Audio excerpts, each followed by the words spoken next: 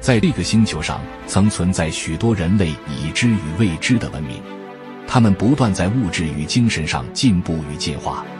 文明的毁灭与诞生是这游戏的一部分。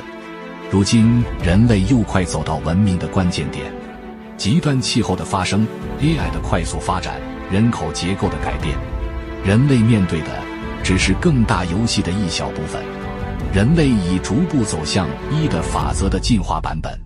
看看那些渐渐只剩空壳的宗教组织，那些渐渐觉醒却不知所措的人们。然而，有些真理与修炼如琥珀被保留了下来，传承给一代又一代的觉醒者。欢迎来到琥珀神秘学院。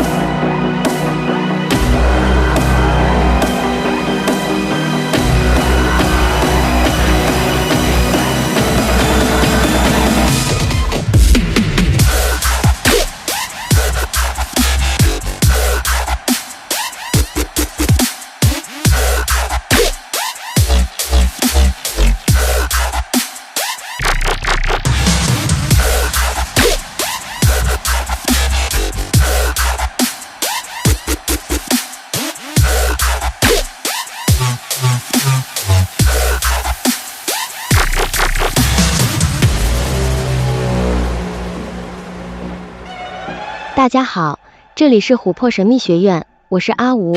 第二季我们专讲庄子，这个曾领悟神秘，在地球潇洒的修行者。以目前的进度，应该是说不完整个庄子那篇了。不过本季阿吴希望至少可以把庄子的中心思想齐物论讲完。上一集我们介绍了庄子对于修行各层次的解说，也对比了圣经中创世纪的描述，两者有许多相似之处。相信各位同学渐渐的可以看出这些修行路标的大致样貌。这一集，庄子要来告诉大家，文字语言的限制很难去描述那一元的道，但他还是尽力了。目前人类社会长期以来的思考模式是依照语言文字逻辑来思考，我们的思考模式是以这样的方式搭建起来层层的系统。这样的系统最大的好处与优点是很方便和有效率去处理生活的大小事和知识的传递与学习。但最后使我们以为这就是感知世界的唯一方式，偏偏要触及更深的灵性或真理或神的垂直领域时，这种我们习以为常的感知表达方式就变得如此笨拙，常常看起来前后矛盾与吊诡。因为假设真理是一个圆，人类语言文字的功能是区分、分辨、切割与定位，于是我们把一个圆的方向定位成东西南北。但只要这个圆一转动，或人们改变自身的方向，那么原本的定位就变得没有意义。多数的人们倾向坚持或执着坚信他们所定位的，即使这个圆一直在转动，即使这个人自己也一直在改变方向，人们还是难以去改变之前所认定的信念与想法。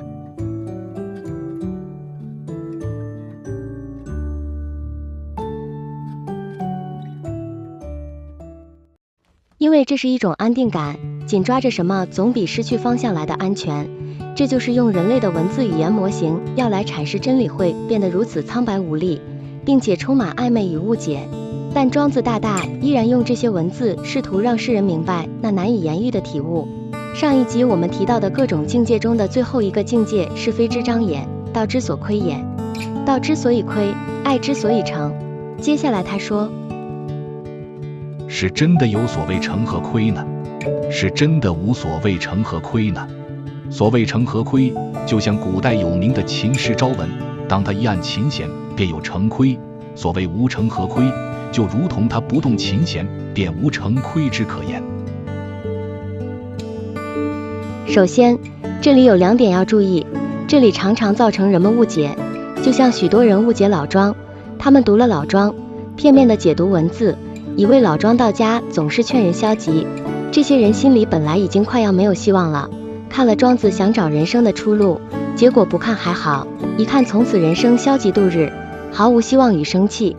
他们看了庄子这段，会说哦，既然弹了琴就是亏，等于做了事就是倒亏，那就不要做了，什么都不做，就什么都不亏，也不会错了。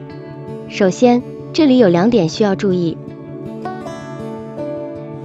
一，这里描述的弹不弹琴，不是指表面动作，而是指你的内心的平静与起落。如果你只看表面文字，确实会得到一个不做就不会错的结论，但难道一个不会弹琴的人和一个琴艺高超的大师，2个人都不弹琴，他们2个的程度就是一样，就都是不亏吗？当然不是这样理解，这里的弹琴是指人内心的分别心执着的起落，所以你以为你外表什么都不做就不亏了吗？在我们内心的灵性修行上，你无法假装，无法欺骗，外表不重要，你外表平静，内心的思想情绪波澜起伏，你还是亏。而相反的，如果有个人外表弹琴又跳舞，内心却平静安详，那么此人还是不亏。所以外表并不重要，你内心的思想情绪震动是最真实无法掩饰的。这和人类社会很不一样，社会上的人们可以假装高尚，可以穿得漂亮优雅，可以打扮帅气端庄，言行举止可以假装温柔体贴，那真的可以骗过很多人。毕竟这个星球的人们只依赖肉眼看世界，但在另一个维度中，你灵魂的震动频率无法被假装。所以诚实、真诚、包容与宽恕是修行提升灵性所需要的条件。阿吴就来说个佛经的故事，来打破你对修行或悟道者应该是什么样子的迷思吧。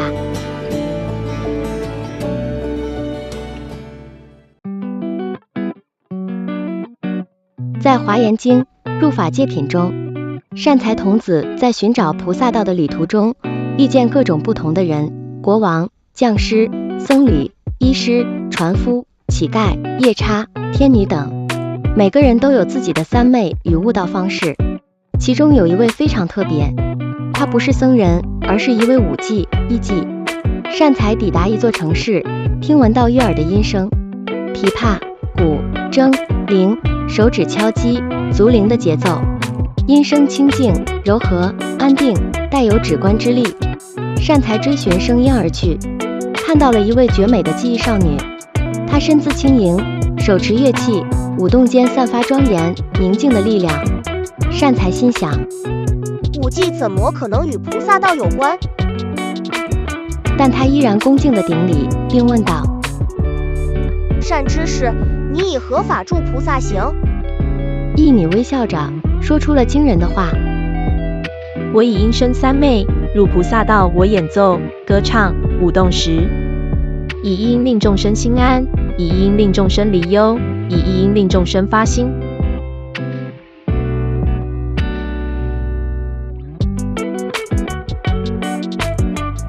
他说，音声并非欲乐，音声若能离私欲，即是佛事。他以舞、以乐、以歌接引无量众生入道。他展示三昧的境界。当他开始演奏时，一音含无量义，音中现法界。观者心止，听者心静，令人自然远离烦恼，乃至开显般若智慧。善财看到舞蹈中的光明、气入、慈悲，理解到原来菩萨道不拘形式。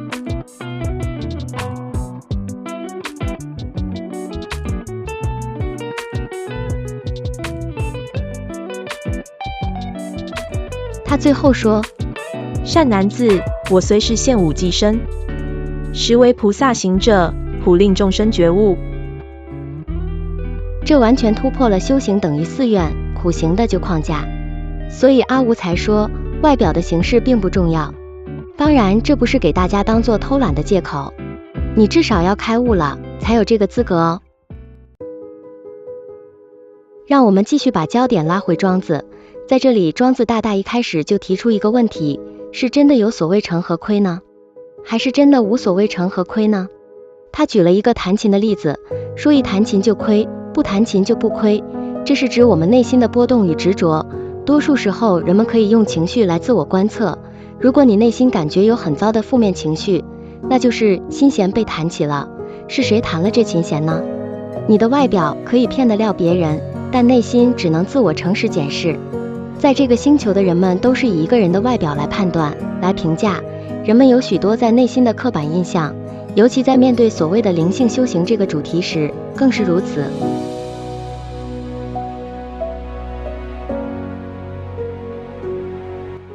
二，让我们顺着这一句，是真的有所谓成何亏呢？是真的无所谓成何亏呢？从真理或真我或神的角度来看，即使你今天内心情绪波涛汹涌，所有贪嗔痴样样来，你依然是一样完美。这是从道的角度来看，因为这是一种创造力的表现，一种自由意志选择无名的过程，这是一场神的游戏。以他的角度来看，你依然完美如初，只是你正在扮演一个无可自拔的个体，正走在一条崎岖痛苦的道路上体验神罢了。这颗小水滴依然是全体海洋的一部分。最原始的那个道或神的分别心创造了这个宇宙与世界，所以分别心是创造的强大工具，只是看使用者是在怎么样的层级与怎么样的情况在使用分别心而已。所以这句是真的有所谓成何亏呢？是真的无所谓成何亏呢？真是一句耐人寻味的话，依着你所站的角度与层次，有很多种答案。所以在这里，语言文字再度陷入了困境，说成也对，说亏也对，但你说成也错，亏也错。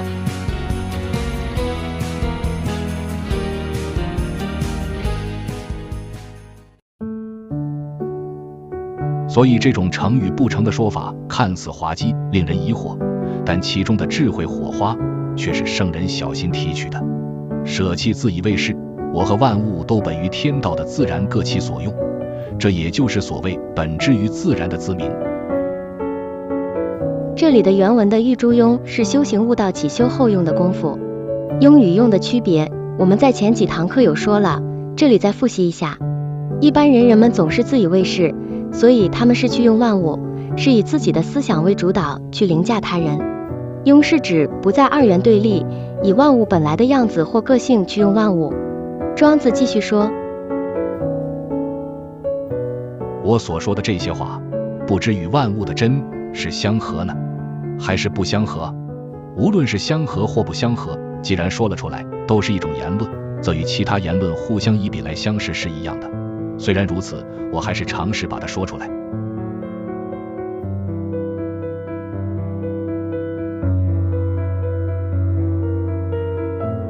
即使庄子大大自己已经懂了这天地的奥秘，这自然的道，但一说出口，一落入言语，一进入文字语言系统，就注定与那真实的分割，就注定落入二元，这就是他的矛盾与无奈。就像和盲人解释彩虹的色彩，和聋者用手语描述音乐，这本身就需要一些想象力才能接近一些那真实。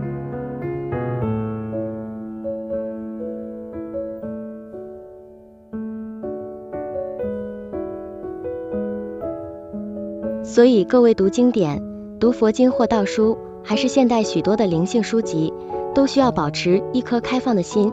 书中的某句话可能并不是你认为的那样，切勿过度解读，而要跟自己修行的体悟互相对照，并思考体会。若是真的看不懂，体会不来，或有疑义，就先放着，也许等未来你的静心修行达到了某个程度再回头看，一切都变得清晰明了。下课，拜拜。